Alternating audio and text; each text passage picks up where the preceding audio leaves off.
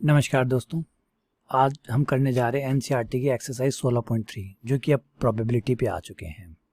ठीक है, तो सबसे पहले प्रोबेबिलिटी जो है किसी भी घटना की जो प्रायिकता है वो कैसे निकाली जाती है। मान लीजिए ए कोई घटना है, आपको उसकी प्रोबेबिलिटी निकालनी है पी। तो आपको क्या करना पड़ता है कि ए में कितनी घटनाएं हैं, number of events in A divided by total number of event. S आपका सैंपल स्पेस होता है, सैंपल स्पेस में जितनी घटनाएं होंगी वो टोटल घटनाएं होंगी, और ए में जो घटनाएं होंगी वो एन ए से निकल जाएगी। ए समुच्चय है, एन ए क्या देगा, number of element in A. S n S मतलब number of element in S. तो इसे आप नॉर्मली जो है एकदम जब आप प्रायिकता बोलते हैं तो बोलते हैं अनुकूल घटनाएं, क्योंकि ए की प्रायिकता निकाल रहे हैं। तो जो ए के अनुकूल है वो घटनाएं बटा कुल घटनाएं, favourable events upon total events. तो इस तरीके से आपकी घटना ए की प्रायिकता तय हो जाती है। एग्जाम्पल कि जैसे मान लीजिए एक पासा फेंका, पासा फेंकेंगे तो आपके पास 1 2 3 4 5 एंड 6, ये आपके पास 6 पॉसिबिलिटीज आएंगी। तो आपका एन एस कितना हुआ, कुल घटनाएं कितनी हुई, एन एस का मतलब कुल घटनाएं हुई 6। अब आपको इसमें से क्या चाहिए ए के तौर पे। तो ए में माना आपने कहा कि मुझे 2 3 चाहिए, तो इसका मतलब ए में कितने इवेंट है, ए के फेवरेबल कितने हैं, 2 है। आगे तो ए की प्रायिकता क्या हो जाएगी, पी ए बराबर ए के फेवर में 2 टोटल 6, प्रायिकता होगी 1/3। ठीक है, एक बात आप कंफर्म देखेंगे कि प्रायिकता जो है वो 1 से ज़्यादा नहीं हो सकती, क्योंकि घटना ए में क्या हो सकता है, सबके सब ले लीजिए, 6 के 6 ले लीजिए बस, तो इससे ज़्यादा नहीं ले सकते। अनुकूल घटनाएं कुल घटनाओं में से तो लेंगे आप, और कुल घटनाएं अगर 6 है तो 6 से 6 ले लीजिए बस। तो किसी घटना की प्रायिकता 1 से ज़्यादा नहीं हो सकती। ए में और मिनिमम क्या हो सकता है, ए में मिनिमम हो सकता है कि कुछ भी ना ले, 1 2 3 4 5 6 कुछ भी ना ले, खाली रह जाए। अगर एन ए खाली रह गया तो 0 आ जाएगा। तो इसका मतलब है किसी भी घटना की, यहाँ से पकड़ लीजिए बात, किसी भी घटना की प्रायिकता पी ए 0 के बराबर हो सकती है, 0 से बड़ी हो सकती है, 1 से छोटी, या 1 के बराबर हो सकती है, लेकिन कभी भी 1 को पार नहीं करेगी और कभी 0 को पार नहीं करेगी, नेगेटिव नहीं हो सकती। ये प्रायिकता की शर्त होती है। ठीक है ना, किसी घटना की वो प्रायिकता है या नहीं, इस बात से पता चल जाएगा कि वो 0 के बराबर या 0 से बड़ी हो, और 1 से छोटी या 1 के बराबर हो। तो 0 से 1 के बीच में हो तब वो प्रायिकता है ना। तो किसी भी इवेंट की प्रोबेबिलिटी 0 to 1 होती है, 0 to 1 इंटरवल में होती है। क्लियर है, यहाँ पे कोई इशू नहीं है। ठीक है ना, तो अब हम इसी बेसिक फॉर्मूले के ऊपर अपनी 16.3 स्टार्ट करें। 16.3 बेसिक सवाल है एकदम। हाँ, कुल घटनाएं आपको पता करनी है, उसमें से अनुकूल घटनाएं पता करनी है, भाग देना है, प्रायिकता आपके पास होगी। 16.3 पहला क्वेश्चन, प्रतिदर समष्टि W1 W2 W3 W4 W5 W6 W7 7 होगी। परिणामों निम्नलिखित में से कौन सी प्रायिकता निर्धारण वेद है और कौन सी नहीं है, कौन सी सही है और कौन सी गलत है, आपको ये बताना है। तो इसमें क्या बताया गया, एस है, एस की अलग अलग घटनाएं हैं, W1 W2 W3 W4 W5 W6 W7। देखिए अलग अलग घटनाओं की अलग अलग प्रायिकता हो सकती है ना। जैसे आईपीएल में टीमें खेलती है, आईपीएल में टीमें खेलती है, 10 टीम खेल रही है, 8 टीम खेल रही है, क्या सबके जीतने की प्रायिकता बराबर है, नहीं, किसी की ज़्यादा है, धोनी वाली टीम की थोड़ी ज़्यादा होती है, सीएसके की थोड़ी ज़्यादा होती है, मुंबई इंडियंस की थोड़ी उससे कम होती है, बाकी की अलग अलग होती है। तो हाँ, प्रायिकताएं अलग अलग हो सकती है, लेकिन प्रायिकता माइनस में किसी की नहीं हो सकती, 0 हो सकती है, 0 हो सकती है, मैक्सिमम 1 हो सकती है। हाँ, दूसरा, जीतेगी तो उन्हीं में से कोई ना कोई टीम। अगर मान लीजिए वो 7 टीमें हैं तो 7 के 7 टीमों में से कोई ना कोई जीतेगी, तो सबकी प्रायिकताओं का जोड़ 1 आना चाहिए। ये एक नियम है, क्योंकि प्रायिकता टोटल प्रायिकता 1 होती है। अब आप जैसे 100% बांटते हैं, 100% में से आपने कहा कि चेन्नई सुपर किंग की जीतने की प्रायिकता 30% है, किसी के 10% है, किसी के 7% है। याद रखिए जो आप बांट रहे हैं ये आप 100 में से बांट रहे हैं, तो टोटल जोड़ 100 होना चाहिए। लास्ट में सारी प्रायिकताएं जब बंट जाए सबका जोड़ें तो 100 आना चाहिए, प्रतिशत में 100 आना चाहिए, और वैसे बात करें तो 1 आना चाहिए। तो प्रायिकताएं नेगेटिव नहीं होनी चाहिए, एक बात, प्रायिकताओं का जोड़ 1 होना चाहिए, तब तो वो सही प्रायिकता है, वरना गलत है। हाँ, कम ज़्यादा हो सकती है, किसी के कम किसी के ज़्यादा बिल्कुल हो सकती है। अब पासा है, पासे में सबकी प्रायिकता बराबर होती है, 1/6 1/6 1/6, लेकिन हर कोई पासा थोड़ी होता है, टीमें खेलती है। जैसे वर्ल्ड कप का मैच ले लीजिए, वर्ल्ड कप में, और दूसरी बात है आपकी क्लास के अंदर जो है, मान लीजिए 50 जनों का एग्जाम हो रहा है, उसमें से एक बच्चा जो है वो टॉप करेगा, तो टॉपर कौन होगा, ऑब्वियसली बात है क्लास में से ही होगा। सबकी प्रायिकताएं हैं, कोई ज़्यादा पढ़ता है उसकी प्रायिकता थोड़ी ज़्यादा है, जो कम पढ़ता है उसकी प्रायिकता कम है, लेकिन प्रायिकताओं का जोड़ टोटल 1 होगा, और उन्हीं में से कोई ना कोई एक टॉप करेगा। तो याद रखिए कि प्रायिकताएं नेगेटिव नहीं होती है, प्रायिकताओं का जोड़ 1 होना चाहिए। तो पहले 1 को देखिए, क्या ये प्रायिकता हो सकती है? तो पहली शर्त, सब पॉजिटिव होने चाहिए, बिल्कुल सही। सब 0 से बड़े हो या बराबर होने चाहिए, सही। सब 1 से छोटे या 1 के बराबर होने चाहिए, सही। पहली शर्त सब पॉजिटिव हो। दूसरी शर्त सब 0 से या तो 0 के बराबर हो या 0 से बड़े हो, 1 से छोटे हो या 1 के बराबर हो। ठीक है, सबका जोड़ 1 आता हो। सारी प्रायिकताओं को जोड़िए तो 0.6, 0.2, 0.8, 0.8 और 1.9, और इनको जोड़ते ही पूरा 1 आ जाएगा। बिल्कुल साहब, हाँ जी बिल्कुल, ये सही, ये प्रायिकता है, ये इस घटना को दर्शा सकती है। 1/7, 1/7 सब प्लस है, सब 0 से बड़े हैं, 1 से छोटे हैं, सबका जोड़ 1 आएगा। बिल्कुल हाँ जी, ये भी सही है। ये गलत है। क्यों गलत है? प्रायिकता का जोड़ 1 से ऊपर जा रहा है। 70% इसको बांट दी, मान 7 का मतलब 0.7 का मतलब 70%, 70% इसको बांट दी, 60% इसको, 50%, ऐसे कि भैया प्रायिकता कोई 200, संभावना है कोई 200% थोड़ी होती है, 100% में से आपको सबको बांटते हैं। तो ये नहीं है, क्योंकि इसका जोड़ 1 नहीं है। प्रायिकताओं का जोड़ 1 होना चाहिए, जो कि नहीं है, इसलिए ये प्रायिकता वैध नहीं है। डी भी गलत है। क्यों गलत है? डी में माइनस की प्रायिकता आ रही है, माइनस की प्रायिकता नहीं आ सकती। ये इसलिए गलत है 15/4, 15/14 जो कि 1 से बड़ा है, 1 से बड़ा भी प्रायिकता नहीं हो सकती। प्रायिकताओं का जोड़ 1 होना चाहिए। दोबारा सुन लीजिए, प्रायिकताओं का, सारी प्रायिकता, चाहे घटनाएं 50 क्यों ना हो, सब घटनाओं की प्रायिकता मिला के 1 होनी चाहिए। सबकी सब 0 से बड़ी, 1 से छोटी या 1 के बराबर होनी चाहिए। ठीक है ना, ये शर्तें हैं। ये शर्तें अगर पूरी करता है तो प्रायिकता वैध है, वरना गलत है। आ जाइए अगले क्वेश्चन में, क्लियर होगी? दोबारा यहाँ पे समझा देता हूँ कि हर घटना की प्रायिकता, एस के अंदर जितनी भी घटनाएं हैं, सपोज कीजिए A1, A2, A3, क्लियर, ध्यान दीजिए, से लेकर AN तक जितनी भी घटनाएं हैं, इन सब घटनाओं की प्रायिकता, चाहे कोई भी घटना क्यों ना हो, हर घटना की प्रायिकता 0 से बड़ी या बराबर और 1 से छोटी या बराबर, और सभी प्रायिकताओं का जोड़, सभी प्रायिकताओं का जोड़। हाँ, किसी के खाते में कम आ जाए, किसी के ज़्यादा आ जाए, कोई दिक्कत नहीं है, हो सकता है, बिल्कुल होता है। किसी की प्रायिकता कम होती है, किसी की ज़्यादा होती है, लेकिन प्रायिकताओं का जोड़ 1 होगा। बंटेगी तो 1 ही ना, 1 को ही बांटेंगे आप।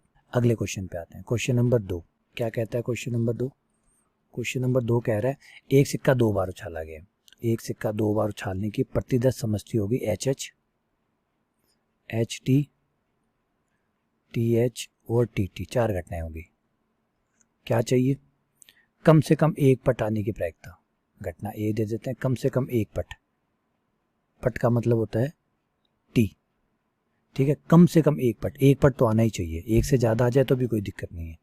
तो HT 1 पट, TH 1 पट, TT दोनों पट।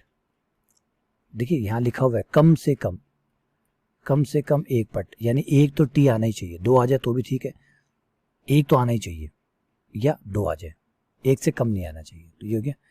प्रायिकता निकाल लें एक घटना की, PA। टोटल 4 घटनाएं हैं, 3 A में है, तो 3/4, यह प्रायिकता होगी 3/4। क्लियर है?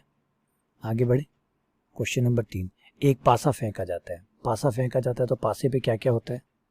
पासे में 1 होता है, 2 होता है, 3 होता है, 4 होता है, 5 होता है, 6 होता है। एक पासा 1 बार फेंका गया, इसलिए इसमें अभाज्य संख्या प्रकट होना। इसका घटना का नाम हम A रख लेते हैं, है ना, इस घटना का नाम B रख लेते हैं, इस घटना का नाम C रख लेते हैं, इस घटना का नाम D रख लेते हैं, इस घटना का नाम E रख लेते हैं। अब एक घटना में कौन कौन होगा? अभाज्य संख्याएं होंगी। एक अभाज्य संख्या प्रकट होना। कौन कौन अभाज्य संख्या है? 2 अभाज्य है, 3 अभाज्य है और 5 अभाज्य है। ये लीजिए, तो ए की प्रायिकता कितनी होगी? 3/6। ए में 3 घटनाएं हैं, टोटल 6 घटनाएं हैं, 3/6, यानी ए की प्रायिकता हुई 1/2। चलिए बी पे आ जाते हैं। बी में 3 या 3 से बड़ी संख्या, 3 आए या 3 से बड़ी आए, तो 3 आए, 4 आए, 5 आए, 6 आए, तो पी बी कितना हुआ? 4/6। बी में 4 घटनाएं हैं, टोटल घटनाएं 6 है, 2 पे काट देंगे, 2/3। सी पे आ जाइए, 1 या 1 से छोटी, 1 आई या 1 से छोटी, 1 से छोटी कोई होती नहीं है, 1 होती है, 1 से छोटी नहीं होती, तो एक ही घटना आई, तो सी की प्रायिकता होगी 1/6। डी घटना में 6 से बड़ी संख्या, 6 से बड़ी कोई नहीं होती, 6 से बड़ी कोई संख्या, 6 से बड़ी चाहिए, 6 से बड़ी कोई होती नहीं है, तो डी की प्रायिकता होगी 0, क्योंकि कोई घटना है ही नहीं, तो 0/6 जो कि 0। ई 6 से छोटी संख्या, 6 से छोटी मतलब बराबर भी नहीं चलेगी, 6 से छोटी, तो 1, 2, 3, 4 और 5। ध्यान से सुनिए, 6 से छोटी तो 1, 2, 3, 4, 5 होगी, तो ई की प्रायिकता होगी 5/6। ये लीजिए आपका आंसर आ गया। क्लियर? आगे बढ़े, चलिए क्वेश्चन नंबर 4 पे आते हैं। ताश की एक गड्डी में 52 पत्ते हैं, एक पत्ता निकाला गया, प्रति 10 समष्टि में कुल कितने बिंदु होंगे? 52 बिंदु होंगे, क्योंकि 52 पत्ते हैं तो 52 बिंदु है ना। चिड़ी का 1, चिड़ी का 2, चिड़ी का 3, चिड़ी का 4, 5, 6, 7, 8, 9, 10, फिर क्या कहते हैं गुलाम, फिर रानी, फिर राजा। तो चिड़ी के 13 पत्ते हो गए, हुकुम के 13 पत्ते हो गए, लाल पान के 13 पत्ते हो गए, ईंट के 13 पत्ते हो गए। तो इस तरीके से 52 बिंदु होंगे टोटल। पत्ते का हुकुम का इक्का होने की प्रायिकता, हुकुम का इक्का एक ही होता है, हुकुम का इक्का, इक्के 4 होते हैं लेकिन हुकुम का इक्का एक होता है, तो प्रायिकता होगी 1/52। टोटल 52 पत्ते हैं, उसमें से हुकुम का इक्का एक होता है, तो 1/52। प्रायिकता ज्ञात कीजिए कि इक्का है, इसमें 2 क्वेश्चन हो गए। इक्का है, पहले इक्के की प्रायिकता निकाल लेते हैं। पहला आंसर इक्का है तो 4/52, क्योंकि 4 इक्के होते हैं, 52 पत्तों में से 4 इक्के होते हैं। काले रंग का हुकुम का पत्ता भी काला होता है, चिड़ी का पत्ता भी काला होता है, तो 13 पत्ते हुकुम के, 13 पत्ते चिड़ी के, यानी 26 पत्ते काले होते हैं, तो 26/52। ये होगी 1/2 और ये होगी 1/13। चलिए आगे आते हैं क्वेश्चन नंबर 5। देखिए, एक अनभिन्नत सिक्का जिसके एक तल पे 1 लिख दिया, दूसरे तल पे 6 लिख दिया। सिक्के के एक साइड में 1 लिखा है, एक साइड में 6 लिखा है, और एक अनभिन्नत पासा, फिर एक पासा ले लिया, उसको भी फेंका गया। तो कुल घटनाएं पहले बना लेते हैं। कुल घटनाएं, पहले आपने सिक्का फेंका, सिक्के पे 1 आ गया, फिर पासा फेंका, पासे पे भी 1 आ गया, सिक्के पे 1, पासे पे 2, सिक्के पे 1, पासे पे 3, सिक्के पे 1, पासे पे 4, सिक्के पे 1, पासे पे 5, सिक्के पे 1, पासे पे 6, क्योंकि सिक्के में हेड टेल नहीं है, 1 और 6 लिखा हुआ है, तो या तो 1 आएगा या 6 आएगा। हो गया। अब सिक्के पे 6, पासे पे 1, सिक्के पे 6, पासे पर 2, सिक्के पर 6, पासे पे 3, सिक्के पे 6, पासे पे 4, सिक्के पे 6, पासे पे 5, सिक्के पे 6, पासे पे 6। हो गया। कुल घटनाएं हुई 12। अब इसमें से वो बताइए जिनका योग 3 आता हो। 3 योग कहाँ कहाँ आता है वो पकड़िए। 3 योग, एक तो ये रहा, 1 और 2 3, और 3 आने का है कहीं पे? नहीं। टोटल 12 घटनाएं हैं, उसमें से 3 आने की संभावना। पहले क्वेश्चन का आंसर हो गया 1/12। टोटल 12 घटनाएं हैं, उसमें से 3 जोड़ चाहिए। 3 जोड़ तो 1 और 2 से आएगा, यानी एक घटना ऐसी है 12 में से जिसपे 3 आएगा। अब ये कह रहा है 12 जोड़ आना चाहिए, इसी का सेकंड ऑप्शन। 12 आने का क्या और संभावना है? 6 के अलावा कोई नहीं है, तो 12 आने की प्रायिकता भी 1/12 है। ठीक है, चलिए आगे चलते हैं। Question number 6। नगर परिषद में 4 पुरुष और 6 स्त्रियां हैं। एक समिति जो है वो बनाई जाती है, एक सदस्य चुना जाता है। स्त्री के चुने जाने की संभावना कितनी है? देखिए, टोटल कुल कितने व्यक्ति हैं? कुल सदस्य कितने हैं? कुल सदस्य 4 और 6 10 सदस्य है। 10 में से एक चुनना है, और वो अगर महिला चुनी जाती है तो उसकी, तो 10 में से पुरुष कितने हैं? पुरुष हैं 4, महिला कितनी है? 6, मतलब स्त्रियां कितनी हैं? स्त्रियां हैं 6। अब स्त्री होने की संभावना, स्त्री के चुने जाने की प्रायिकता, कुल है 10 व्यक्ति, उसमें से स्त्रियां हैं 6, तो प्रायिकता हुई, भाई स्त्री चुनी जानी चाहिए ना, तो 6 स्त्री हैं, कोई सी भी चुनी जाओ, चुनी तो स्त्री गई ना, 3/5। बात समझ रहे हैं? टोटल तो 10 व्यक्ति हैं, टोटल 10 हो गए, उसमें पुरुष और महिलाएं मिला के 10 हो गए। टोटल 10 है, 10 में से 6 महिलाएं हैं। अब महिलाओं में चाहे पहली चुनी जाए या दूसरी चुनी जाए, है तो वो महिला ही ना, तो 6 ऑप्शन है महिलाओं के, तो 6/10, 3/5। आइए अगले क्वेश्चन पे आते हैं। क्वेश्चन नंबर 7 क्या कहता है? एक अनभिन्न सिक्के को 4 बार उछाला गया। अच्छा, 16 घटनाएं होंगी। एक व्यक्ति प्रत्येक चित पर 1 रुपया जीतता है, प्रत्येक पट पर 1.5 रुपया हारता है। हे भगवान, क्या खेल रही है? एक चित पे 1 रुपया जीतता है, प्रत्येक पट पे 1.5 रुपया, पट आएगा तो 1.5 रुपया हारेगा, चित आएगा तो 1 रुपया जीतेगा। एक परीक्षण की प्रति 10 समष्टि ज्ञात कीजिए। तो भैया आप देखते हैं वो कितने रुपए जीतता है, कितने हारता है। देखिए पहले संभावनाएं समझिए।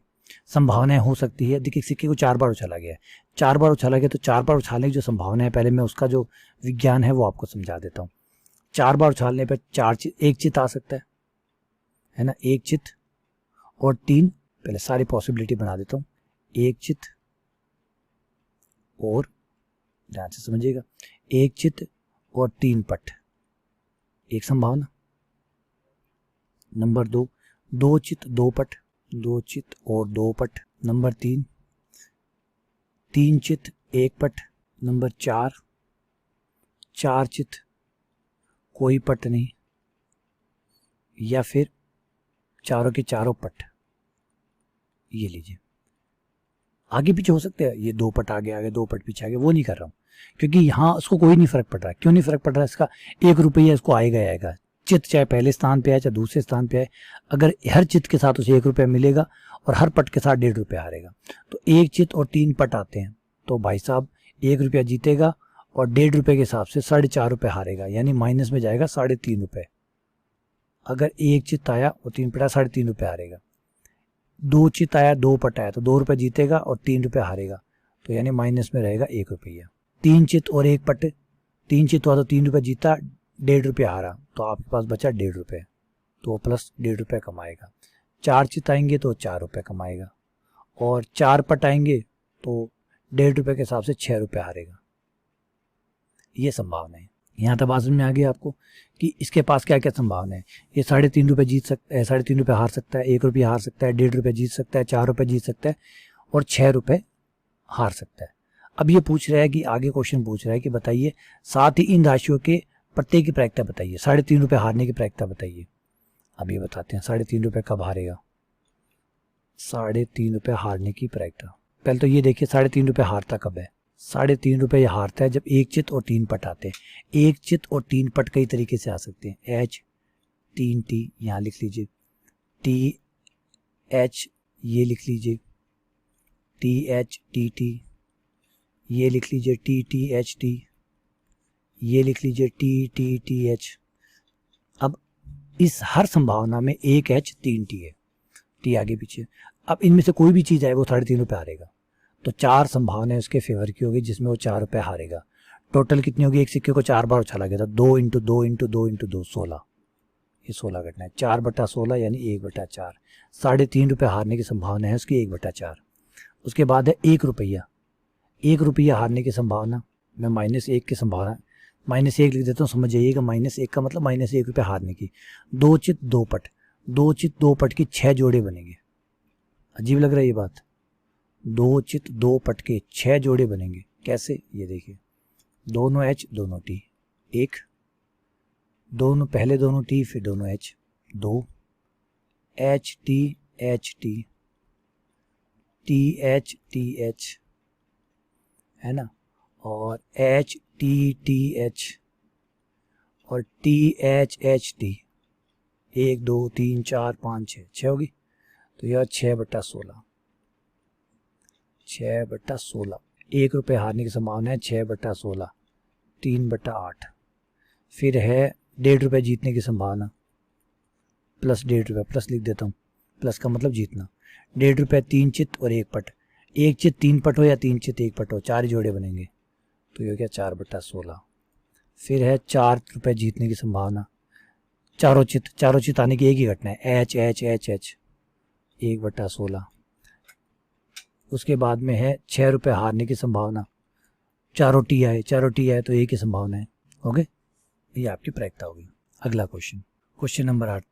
3 सिक्के एक बार उछाले जाते तो 8 घटनाएं टोटल हो गई। 3 चित आने की मतलब तीनों के तीनों हेड आने चाहिए, H H H। तो इस बात की प्रायिकता कितनी हुई?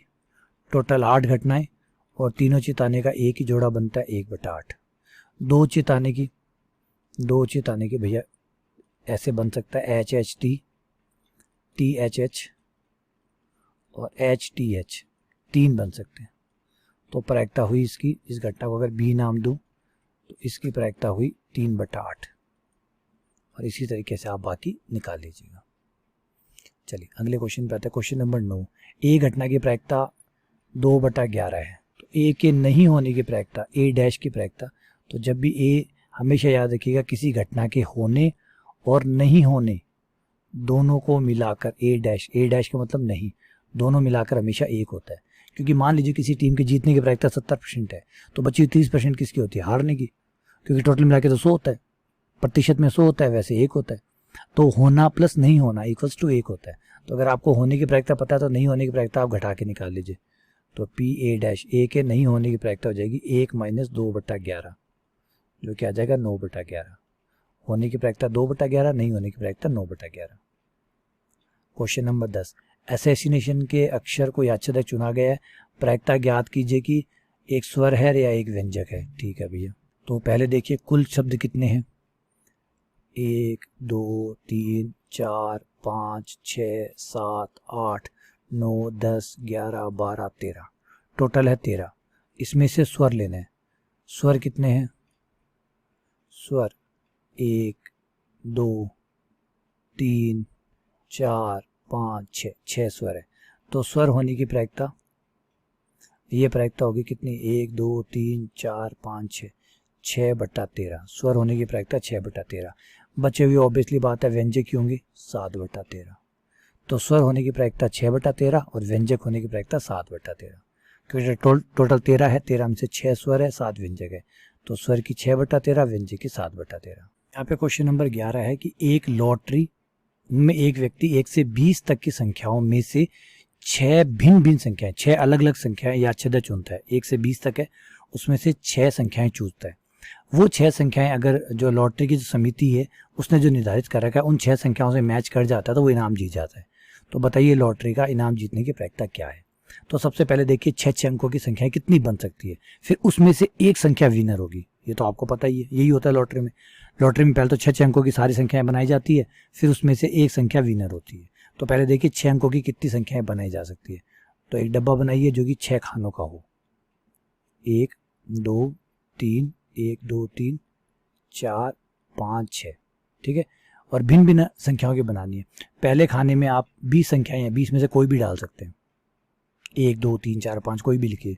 दूसरे खाने में एक संख्या भर चुके हैं इसलिए दूसरे खाने में 19, क्योंकि भिन्न भिन्न बनानी है।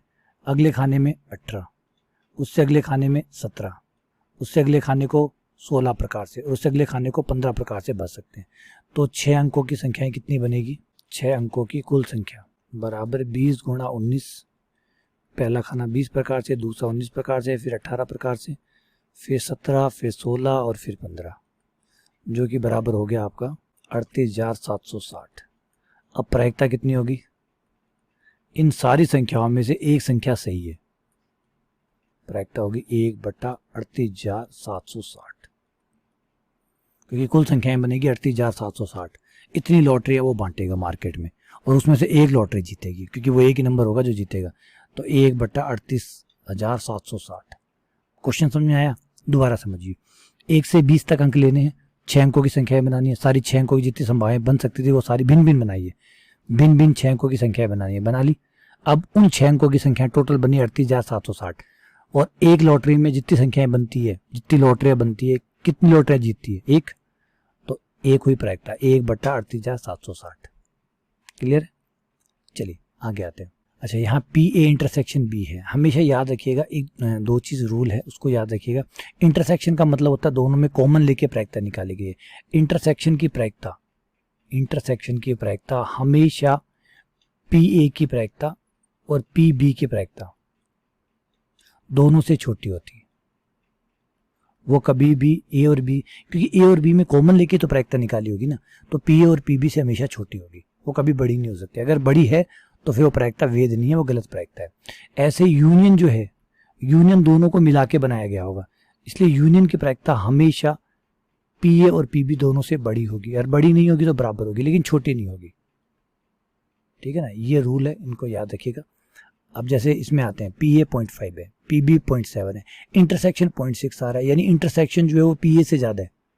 इंटरसेक्शन हमेशा पी ए और पी बी से छोटा आता है, इसलिए ये गलत है। ऐसे ही यहाँ पे देखिए, पी ए और पी बी जो है वो 0.5 0.4 है, ये 0.8 है। हाँ जी, बिल्कुल हो सकता है। यूनियन जो है वो दोनों से ज़्यादा होता है, बराबर हो सकता है, बड़ा हो सकता है, छोटा नहीं हो सकता। तो छोटा नहीं है, इसका मतलब ये सही है। क्लियर है, चलिए अगले क्वेश्चन पे आते हैं। इन चारों में जो रिलेशन होता है, पी ए यूनियन बी बराबर होता है, ए यूनियन बी की प्रायिकता बराबर होती है पी ए की प्रायिकता, ए की प्रायिकता प्लस बी की प्रायिकता minus P A intersection B. अगर आपको कोई भी 2 प्रायिकता 3 प्रायिकता दी हुई है तो आप बची हुई प्रायिकता निकाल सकते हैं। जैसे पी ए 1/3 है, 1/5 है, 1/15, ए यूनियन बी निकालिए, तो पी ए यूनियन बी बराबर हो जाएगा पी ए जो कि है आपका 1/3, पी बी जो कि है आपका 1/5 minus P A intersection B जो है 1/15। लघुत्तम लिया, लघुत्तम आया 15, 15 का ये आ गया 5, ये आ गया 3, ये आ गया 1, 5 3 8, 8 में से गया 7, 7/15। पी ए यूनियन बी आ गया 7/15। ठीक है। Question number 14। क्वेश्चन नंबर 14 कहता है कि पी ए की प्रायिकता आपको दी गई है, पी ए बराबर 3/5 है, पी बराबर 1/5 है। ए और बी परस्पर अपवर्जी घटना है, इसका मतलब है दोनों में कुछ भी कॉमन नहीं है, कॉमन नहीं है इसका मतलब इनका कॉमन समुच्चय खाली है।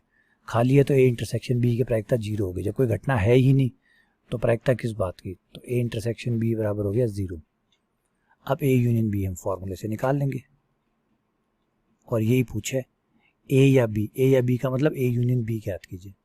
तो ए यूनियन बी बराबर होता है P A plus P B minus P A intersection B, जिसमें से पी आपके पास है 3/5, 1/5 एंड 0। लघुत्तम लिया, ये 4/5 आ गया। ये आंसर हो गया। ये क्वेश्चन वापस आ गया। 13वां और 14वां हम कर चुके। आ जाइए 15वें पे।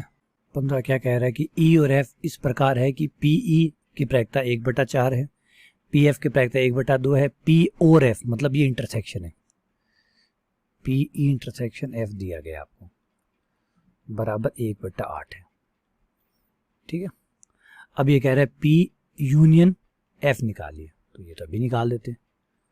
पी यूनियन एफ बराबर होगा बराबर पी ई की प्रायिकता प्लस पी एफ की प्रायिकता, ई की प्रायिकता, पी ई की प्रायिकता, पी एफ की प्रायिकता minus P E intersection F की प्रायिकता। पी ई की प्रायिकता होगी 1/4, पी एफ की होगी हमारी 1/2 माइनस पी इंटरसेक्शन एफ होगी 1/8। लघुत्तम आएगा 8, 2, 4, 1, 6 माइनस 1। अब इसके अंदर जो बढ़िया बात पूछी है ना वो ये है कि ई डैश इंटरसेक्शन एफ डैश निकालिए। देखिए ध्यान दीजिए, यहाँ पे हमको फॉर्मूला लगाना पड़ेगा। यहाँ हमसे पूछा गया क्वेश्चन नंबर बोलिए पहले 15। क्वेश्चन बहुत अच्छी चीज पूछी गई है, डी मॉर्गन थ्योरम यहाँ पे हमें लगानी पड़ेगी, क्योंकि हमसे पूछा गया है पी ई डैश और का मतलब इंटरसेक्शन, ई dash E intersection F dash पूछा गया है। और हमारी जो थ्योरम है, डी मॉर्गन थ्योरम है, वो कहती है कि ई दो समुच्चय के डैश का इंटरसेक्शन बराबर होता है यूनियन का डैश। ये डी मॉर्गन थ्योरम का रिजल्ट है। और डैश को हम जानते हैं, किसी का भी डैश निकालना हो तो 1 माइनस उसके होने की प्रायिकता निकाल लीजिए और होने को माइनस कर देंगे तो इंटरसेक्शन की प्रायिकता नहीं होने की प्रायिकता आ जाएगी। ध्यान से समझिए, यहाँ पे कौन सा मैंने लगाया है वो आपको बता देता हूँ। De Morgan theorem, De Morgan law जो है वो मैंने काम में लिए। ठीक है, कैसे काम में लिए देखिए। डी मॉर्गन थ्योरम क्या कहते हैं, डी मॉर्गन थ्योरम कहती है कि ए का डैश इंटरसेक्शन बी का डैश बराबर होता है ए यूनियन बी का डैश, पूरे का डैश। तो मैंने इसको अलग अलग डैश था, इंटरसेक्शन था, इसको ए यूनियन बी पूरे का डैश लिख दिया। फिर प्रायिकता का नियम लगा दिया कि ई यूनियन एफ के नहीं होने की प्रायिकता बराबर होती है 1 माइनस होने की प्रायिकता। होने की प्रायिकता जो है उसको 1 में से घटा दीजिए, नहीं होने की प्रायिकता आ जाएगी। और होने की प्रायिकता आपने निकाल रखी है 5/8, ये 5/8 यहाँ रख दीजिए आप। तो 1 माइनस 5/8 घटाया 3/8। देखा कितना बढ़िया क्वेश्चन था, ये बहुत अच्छा क्वेश्चन था। ठीक है, आगे बढ़े, चलिए अगले क्वेश्चन पे आ जाते हैं। घटना अपवर्जी है या नहीं है। पीई और पीएफ इस प्रकार से कि पीई नहीं और एफ नहीं बराबर 0.25 है, तो बताइए ई और एफ अपवर्जी है या नहीं है। देखते हैं भैया, क्वेश्चन नंबर 16 ये दिया हुआ है P E dash intersection F dash, बीच में और का चिन्ह है ना, देख लीजिए एक बार। ई नहीं और एफ नहीं, इसकी प्रायिकता इसने ई नहीं मतलब ई डैश, और मतलब इंटरसेक्शन, एफ डैश बराबर 0.25। ये क्वेश्चन थोड़ा सा गड़बड़ है, ये थोड़ा सा गड़बड़ है। बीच में जो चिन्ह है वो और का होगा क्या, मुझे इस क्वेश्चन पे डाउट है। डाउट ये है कि बीच में और की बजाय या होना चाहिए था, बीच में और की बजाय या होना चाहिए था।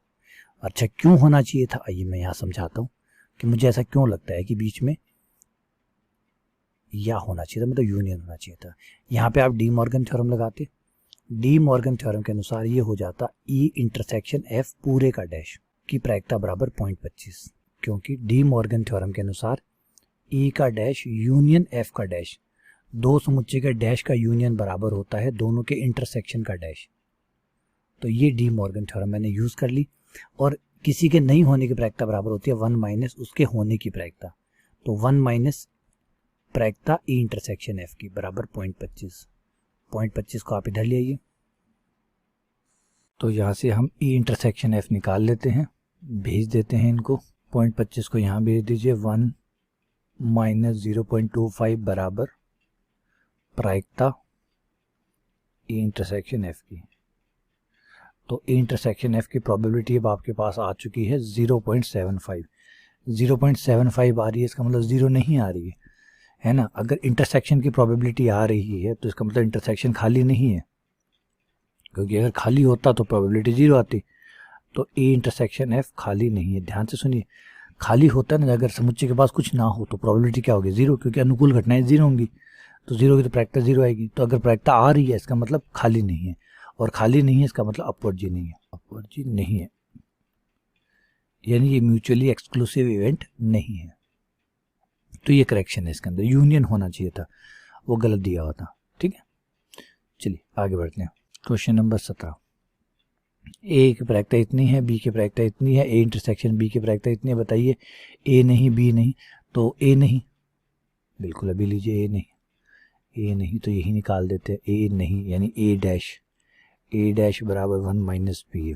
होना प्लस नहीं होना बराबर 1 होता है। तो होने की प्रायिकता आपके पास है तो नहीं होने की निकाल लीजिए। 1 में से होने की प्रायिकता घटा दीजिए। 1 में से 0.42 गया, ये आ जाएगा आपका 0.58। ऐसे ही आप बी नहीं निकाल लीजिए। बी नहीं बराबर 1 माइनस पी बी को घटाएंगे 0.48 है, ये 0.52 आ गया। अब है पी ए यूनियन बी निकालिए। तो ए यूनियन बी बराबर P A plus P B minus P A intersection B बराबर 0.42, 0.48 माइनस 0.16। ये हो जाता है यहाँ पे 0.90 में से 16 गए 0.4। ये आपका आंसर आ गया। ठीक है, अगला क्वेश्चन नंबर 18। एक पाठशाला में 40% विद्यार्थी गणित पढ़ते हैं, 30% विद्यार्थी जीव विज्ञान पढ़ते हैं, 10% दोनों पढ़ते हैं। कक्षा में एक विद्यार्थी चुना जाता है, वो गणित या जीव विज्ञान दोनों का हो, इसकी क्या प्रायिकता है? Question number 18। मैथ के विद्यार्थी होने की प्रायिकता PM, M फॉर मैथमेटिक्स। प्रायिकता गणित के होने की, यानी मैथ्स का विद्यार्थी, इस बात की प्रायिकता है 40%। तो 40% को आप, क्योंकि हम प्रायिकता को परसेंटेज में नहीं लिखते इसलिए 40/100 ये आ गया 0.4। तो मैथ्स का विद्यार्थी होने की प्रायिकता होगी 0.4। ऐसे ही बायो का स्टूडेंट होने की प्रोबेबिलिटी कितनी दी गई है? 30% बायो पढ़ते हैं, 30% बायो, तो ये हो गया 30/100.3। मैथ्स एंड बायो दोनों पढ़ने वाला है, यानी इंटरसेक्शन M इंटरसेक्शन B, ऐसे 10% लोग हैं, यानी 10/100, तो ये हो गया 0.1 हो गया। अब पूछा है कि मैथ्स या बायोलॉजी में से कोई भी स्टूडेंट हो, मैथ्स या बायोलॉजी, इसकी प्रोबेबिलिटी क्या है? अगर एक स्टूडेंट को चूज करें, चाहे वो मैथ्स का हो चाहे वो बायोलॉजी का हो, इस बात की प्रोबेबिलिटी क्या है? हाँ, होना चाहिए उसके पास। तो यूनियन पूछा है, फॉर्मूला लगा दीजिए, M यूनियन B बराबर PM, मैथ्स का होने का प्लस बायोलॉजी का होने का minus PM intersection B। PM कितना है? 0.4, PB कितना है? 0.3 माइनस 0.1, 0.7 माइनस 0.6। ये हो गया मैथ्स या बायोलॉजी होने की प्रोबेबिलिटी 0.6 है, यानी 60%। अगला क्वेश्चन नंबर 19। एक प्रदेश परीक्षा में 2 परीक्षणों के आधार पर श्रेणीबद्ध किया गया। किसी यादृच्छिक चुने गए विद्यार्थी के पहले परीक्षण में उत्तीर्ण होने की प्रायिकता पहले टेस्ट में उत्तीर्ण होने 0.8 है, दूसरे में उत्तीर्ण होने 0.7 है। कम से कम एक परीक्षण उत्तीर्ण करने की 0.75 है। तो दोनों परीक्षण उत्तीर्ण करने की प्रोबेबिलिटी बताइए। ठीक है साहब, टेस्ट 1 टेस्ट 2 दो नाम दे देते हैं, टेस्ट 1 और टेस्ट 2 दो के नाम से इनको पुकारते हैं। क्वेश्चन नंबर कौन सा है? क्वेश्चन नंबर 19 है, टेस्ट 1 एंड टेस्ट 2 के नाम से। देखिए, टेस्ट 1 को क्लियर करने की जो प्रोबेबिलिटी है वो है टेस्ट 1 चुने गए विद्यार्थी पहले परीक्षण मतलब पहले टेस्ट को उत्तीर्ण करने की प्रायिकता 0.8 है। पहले टेस्ट को वो पास करें, इस बात की प्रोबेबिलिटी 0.8 है। दूसरे टेस्ट को पास करें, इसकी प्रोबेबिलिटी है उनकी 0.7। दोनों में से कोई एक टेस्ट पास करे, चाहे वो फर्स्ट टेस्ट हो चाहे सेकंड टेस्ट हो, कम से कम एक टेस्ट पास करे, इस बात की प्रोबेबिलिटी 0.9 है। यानी जितने भी स्टूडेंट है उसमें से 95% स्टूडेंट चाहे पहला टेस्ट पास करते हैं या दूसरा पास करते हैं या दोनों पास करते हैं, यानी पास करते हैं, चाहे पहला पास करें, केवल पहला पास करें, चाहे केवल दूसरा पास करें, चाहे दोनों पास करें, 0.95 है। अब बताइए वो स्टूडेंट जो दोनों टेस्ट पास करते हैं, टेस्ट 1 और टेस्ट 2 दोनों पास करते हैं, मतलब इंटरसेक्शन, इसकी प्रोबेबिलिटी क्या है? तो फॉर्मूला तो वही रहेगा, T1 यूनियन T2 बराबर PT1 plus PT2 minus PT1 intersection T2। 0.95 PT1 0.8 0.7 T1 intersection T2, ये हो गया 1.5 माइनस 0.95, दोनों को घटा दीजिए 0.55, ये आपका आंसर आ गया। ये 1900 हो गया। आगे आते हैं क्वेश्चन नंबर 20। क्वेश्चन नंबर 20 है, एक विद्यार्थी अंग्रेजी और हिंदी दोनों विषय में उत्तीर्ण करने की प्रायिकता, दोनों विषय पास करने की प्रायिकता, क्वेश्चन नंबर 20, दोनों हिंदी और English H intersection E, Hindi और इंग्लिश दोनों पास करता है, इस बात की प्रोबेबिलिटी है 0.5। दोनों में से कोई विषय उत्तीर्ण न करने की प्रायिकता, दोनों में से कोई भी विषय उत्तीर्ण न करने की प्रायिकता 0.1 है। इसका मतलब H dash intersection E dash, ना तो उसने हिंदी क्लियर की, हिंदी पास की, ना इंग्लिश पास की, H नहीं इंटरसेक्शन E नहीं। देखिए यहाँ लिखा हुआ है दोनों में से कोई भी विषय, हिंदी और इंग्लिश दोनों में से कोई विषय उत्तीर्ण न करने की प्रायिकता 0.1 है। ये 0.1 है। क्वेश्चन को घुमाने की कोशिश की गई है। अंग्रेजी को परीक्षा उत्तीर्ण करने की प्रायिकता 0.7 है, अंग्रेजी को PE जो है 0.75 है, और हिंदी को उत्तीर्ण करने की प्रायिकता आपको बतानी है, PH आपको बताना है। ये आपका क्वेश्चन है, इसका इस्तेमाल करते हैं। यहाँ पे तो आपको डी मॉर्गन थ्योरम लगानी पड़ेगी। डी मॉर्गन थ्योरम के अनुसार H dash intersection E dash बराबर होता है H यूनियन E का पूरे का डैश, क्योंकि 0.1 यहाँ पे हमने लगा दी डी मॉर्गन लॉ, और किसी के नहीं होने की प्रायिकता बराबर होती है 1 माइनस होने की प्रायिकता। 0.1 को इधर ले जाइए, इसको इधर ले जाइए, 1 माइनस 0.1 PH यूनियन E, 0.9 बराबर PH union E, H union E बराबर 0.9 हो गया। क्लियर है यहाँ पे? ठीक है, PH निकाल लेते हैं। अब सारे आंकड़े हैं हमारे पास, जो चाहिए थे वो सारे हैं। तो PH यूनियन E बराबर होता है, यूनियन की प्रायिकता बराबर होती है अकेले की प्रायिकता दोनों की माइनस दोनों के इंटरसेक्शन की प्रायिकता। तो यूनियन की प्रायिकता हमारे पास 0.9 है, और PH हमारे पास नहीं है, निकालना है। PE हमारे पास है 0.75, इंटरसेक्शन की प्रायिकता 0.5, ये हो गया 0.25, ये इधर आ गया, 0.9 माइनस 0.25 बराबर PH, ये 0.65, ये हो गया आपके पास PH, हिंदी के उत्तीर्ण करने की प्रायिकता। क्लियर है? चलिए आगे बढ़ते हैं, अगले क्वेश्चन पे आ जाते हैं। देखिए 3 प्रकार के हैं नहीं, एक है NCC, एक है NSS, और टोटल 60 विद्यार्थी है। तो NCC होने की प्रायिकता ऑफ NCC, कोई स्टूडेंट NCC में, इस बात की प्रायिकता है 30 ने NCC चुना है, 60 टोटल है, तो NCC की प्रायिकता हो गया, NCC चुनने की प्रायिकता होगी 30/60, यानी 1/2। ऐसे ही NSS चुनने की प्रायिकता 32/60, जो कि अगर हम 4 पे काटें, 8 चौक 32, 15 चौके 60, 8/15। जो इसने दोनों को चुना है, तो NCC इंटरसेक्शन NSS दोनों की प्रायिकता है हमारे पास 24/60, ये भी 4 पे कटेगा, 6/15 हो गया। पहले यूनियन की प्रायिकता पूछ रहा है, NCC यूनियन NSS, तो NCC की प्रायिकता जो कि 1/2, NSS की प्रायिकता 8/15 माइनस 6/15। सॉल्व कर लीजिए, लघुत्तम आ जाएगा 15, 15 और 2 दोनों आ जाएंगे, तो ये आ जाएगा यहाँ 15 प्लस 16, 19/30। नंबर 2, ना ही NCC को चुना और न ही एनएसएस को चुना, NCC not intersection NSS not, इसकी प्रायिकता बताइए। डी मॉर्गन थ्योरम लगा देते हैं, तो ये हो जाएगा एनसीसी यूनियन एनएसएस पूरे का not, De Morgan theorem, De Morgan, ठीक है, जो कि बराबर होगा 1 माइनस होने की प्रायिकता एनसीसी यूनियन एनएसएस, वो हमने 19/30 निकाला हुआ ही है, 19/30 घटाया 11/30, ठीक है, 30 आ जाते हैं। क्वेश्चन नंबर 3, विद्यार्थी ने एनएसएस को चुना किंतु एनसीसी को नहीं चुना, यानी प्रायिकता जिसने एनसीसी को चुना माइनस नहीं चुना, माइनस कर दीजिए, एनएसएस को चुना, सॉरी एनएसएस माइनस एनसीसी है ना, माइनस, याद रखिए ए माइनस बी इसका मतलब होता है ए किंतु बी नहीं, ए माइनस बी जो समुच्चय में आप होते हैं तो ए माइनस बी का होता है, ए तो चाहिए परंतु उसमें जो भी बी है वो नहीं चाहिए, एनएसएस माइनस एनसीसी।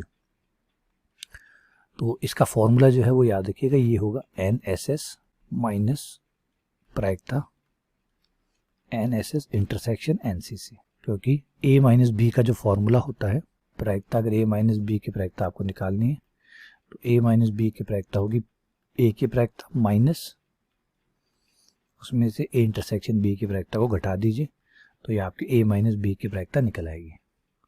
तो एनएसएस है आपके पास, मान रख दीजिए, एनएसएस कितना है 8/15 माइनस इंटरसेक्शन कितना है 6/15, 8/15 और ये 6/15 कहाँ है, ये 6/15, घटा दीजिए 2/15, ये आपका आंसर आ गया।